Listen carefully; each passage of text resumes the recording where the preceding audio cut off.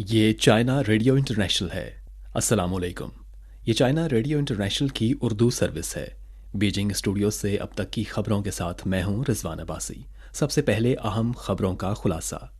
31वीं summer university games की इफ्तिताही तकरीब 28 जुलाई को मुनक्किद होगी। चीनी सदर शी जिनपिंग इफ्तिताही तकरीब में शिरकत करेंगे। चीनी सदर शी जिनपिंग सिचुआन के दौरे पर। चीन के अक़वाम मुत्तहिदा के बोर्ड ऑफ ऑडिटर्स के चेयरमैन हु काई ने अक़वाम मुत्तहिदा के बोर्ड ऑफ ऑडिटर्स के 77वें आम इजलास की सदारत की। और अब खबरें तफसील के साथ। 31वीं समर यूनिवर्सिटी गेम्स की इफ्तिताही तकरीब 28 जुलाई की शाम को चीन के सूबा सिचुआन के शहर चेंगदू में मुनक्किद होगी। चीनी सदर शी जिनपिंग इफ्तिताही तकरीब में शिरकत करेंगे और यूनिवर्सिटी गेम्स के इफ्तिताह का ऐलान करेंगे। ये तकरीब चाइना मीडिया ग्रुप बराह रास्त नशर करेगा और शिन्हुआ न्यूज़ तस्वीर और दीगर तफसीलात नशर करेगा। 25 और 26 तारीख को चीनी सदर शी जिनपिंग ने सूबा सिचुआन के शहर ग्वांगयोंग और डा यांग में जुई युआंग लोंग नामी कदीम शायरा और सेंग शेंग दोई म्यूज़ियम का मुआयना किया। तारीखी और सकाफ़ती वरासत के तहफ़्फ़ुज़, माहौलियाती तहज़ीब की तामीर, तारीखी और सकाफ़ती मकामात की दरियाफ्त और सकाफ़ती आसार के तहफ़्फ़ुज़ और बहाली के बारे में मुतल्लिका रिपोर्ट सुनी। जुईयोन लोंग कॉरिडोर 150 किलोमीटर से ज़्यादा तवील एक कदीम रास्ता है जिसके किनारों पर कदीम ज़माने में मसनूई तौर पर लगाए गए साइप्रस के दरख्तों के जंगलात महफूज हैं, जिसे कौमी ख़जाने और आलमी अजायब के नाम से जाना जाता है। सांशेंग दोई साइट आज से 4500 साल कबल से लेकर 2900 साल के ज़माने तक कदीम सिचुआन इलाके की सकाफ़त और तरक्की की सतह की नुमाइंदगी करती है और ये आसार दरियाई यांगसी के तास में सबसे बड़े कदीम शहरों के खंडरात हैं। 27 जुलाई को चीन की वजारत ख़ारजा की तर्जुमान माओ निंग ने यौमिया प्रेस कॉन्फ्रेंस की, जिसमें एक सहाफ़ी ने चीन की जानिब से पाकिस्तान को दिए जाने वाले कर्ज़ों के बारे में पूछा। माओ निंग ने कहा कि चीन और पाकिस्तान हमेशा मईशत और मालियात के शोबों में करीबी ताउन करते आ रहे हैं और हम पाकिस्तान के साथ मुतल्लिका ताउन को फ़रोग़ देते रहेंगे और पाकिस्तान में मुस्तहकम और पायदार तरक्की के हुसूल में मदद करते रहेंगे। 26 जुलाई को 35 केवी फ़ोटोवोल्टिक पावर स्टेशन की तकमील के साथ चीन के सिंकियांग विगोर खुद इख्तियार इलाके के पावर ग्रिड में इस साल नई तवानाई की नस्बशुदा सलाहियत में 10.117 मिलियन किलोवाट का इजाफा हुआ और ग्रिड से कनेक्शन का पैमाना शुमाल मगरिब में पहले नंबर पर रहा। सिंकियांग में तवानाई के वसाइल के बड़े ज़खायर और अच्छे तरक्याती हालात मौजूद हैं जो नई तवानाई की तरक्की को फ़रोग़ देने और कार्बन न्यूट्रल और कार्बन पीक के हदफ की तकमील में बहुत अहम हैं। अब तक सिंकियांग पावर ग्रिड में नई तवानाई की मजमूई नस्बशुदा सलाहियत 50.89 मिलियन किलोवाट है और ये पूरे नेटवर्क की कुल नस्बशुदा सलाहियत का 41% है। एक अंदाजे के मुताबिक 2025 तक सिंकियांग की न्यू एनर्जी ग्रिड से मुंसलिक इंस्टॉल शुदा सलाहियत 116 मिलियन किलोवाट से ज़्यादा तक पहुँचने की तवक्को है, जो सिंकियांग की तवानाई की कुल नस्बशुदा सलाहियत का निस्फ से ज़्यादा होगी। हालिया अरसे में हवा और शमसी तवानाई के मंसूबे सिंकियांग में नई नस्बशुदा सलाहियत का अहम ज़रिया बन रहे हैं।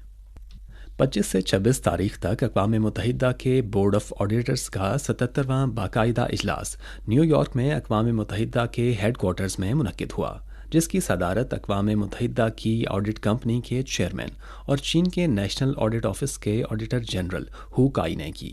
इजलास में माली साल 2022 में अक़वाम मुत्तहिदा के मुतल्लिका इदारों और मंसूबों की 21 ऑडिट रिपोर्ट्स पर गौर किया गया और इन्हें मंजूर किया गया।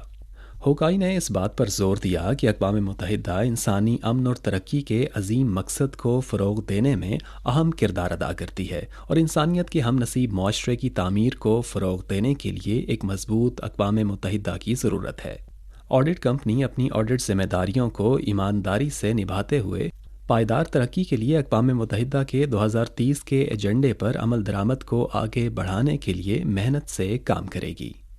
अक़वाम मुत्तहिदा का बोर्ड ऑफ ऑडिटर्स एक आज़ाद माहिर इदारा है जो अक़वाम मुत्तहिदा में एहतसाब और शफाफियत को फ़रोग़ देने के लिए एक अहम मैकेनिज़्म के तौर पर अक़वाम मुत्तहिदा के गवर्नेंस सिस्टम में अहम किरदार अदा करता है। जुलाई 2020 में ऑडिट कंपनी के रुकन की हैसियत से अपनी तकर्रुरी के बाद چین کے آڈیٹر جنرل نے مشترکہ طور پر اقوام متحدہ کے آڈٹ کام کے نفاذ کی قیادت کرنے کے لیے دیگر آڈیٹرز کے ساتھ مل کر کام کیا ہے۔ ان میں سے چینی آڈٹ ٹیم نے آزادی اور پیشہ ورانہ مہارت کے جذبے کی روشنی میں اقوام متحدہ سیکریٹریٹ، فنڈز اور پروگرامز، امن مشنز اور یکجہتی انفارمیشن سسٹم کے تقریباً 130 منصوبوں کا آڈٹ کیا اور انتظامیہ کو مضبوط بنانے، کارکردگی کو بہتر بنانے، شفافیت میں اضافے، احتساب کو مضبوط بنانے، اصلاحات کو گہرا کرنے اور گورننس کو بہتر بنانے کے لیے اقوام متحدہ کی کوششوں میں مثبت اور تعمیری کردار ادا کیا۔ 26 جولائی کو چین کے صوبہ ہوبے کے ووہان شہر کے ایمرجنسی مینجمنٹ بیورو اور پبلک سیکیورٹی بیورو نے بالترتیب بیان اور پولیس رپورٹ جاری کی، جس میں کہا گیا کہ national computer virus emergency response centre اور 360 کمپنی نے نگرانی کرتے ہوئے دریافت کیا کہ ووہان زلزلہ مانیٹرنگ سینٹر پر سائبر حملہ ہوا ہے، جس کا آغاز بیرون ملک ہیکر تنظیموں اور حکومتی پس منظر کے حامل مجرموں نے کیا تھا۔ تجزیے کے بعد ابتدائی شواہد سے پتہ چلتا ہے کہ سائبر حملہ امریکہ سے کیا گیا تھا۔ اگرچہ ابھی بھی متعلقہ تفصیلات مکمل نہیں ہیں، لیکن جو لوگ ایسی خبروں سے واقف ہیں وہ اس کے محرکات کو جانتے ہیں۔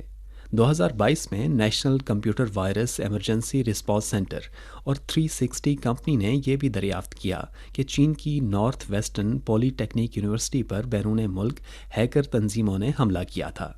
اس وقت تحقیقاتی رپورٹ میں انکشاف کیا گیا تھا کہ امریکی نیشنل سیکیورٹی ایجنسی کے تحت اسپیشل انٹروژن آپریشنز آفس نے نارتھ ویسٹرن پولی ٹیکنیک یونیورسٹی پر ہزاروں حملے کرنے کے لیے یکے بعد دیگرے 41 قسم کے خصوصی نیٹ ورک اٹیک ہتھیاروں کا استعمال کیا اور کور تکنیکی ڈیٹا کا ایک بیچ بھی چرایا۔ نارتھ ویسٹرن پولی ٹیکنیک یونیورسٹی ہو یا ووہان ارتھ کوئک مانیٹرنگ سینٹر، یہ سب واضح شہری تنصیبات ہیں، لیکن بغیر کسی استثناء کے یہ امریکی نیٹ ورک کی نگرانی کا ہدف بنے ہیں۔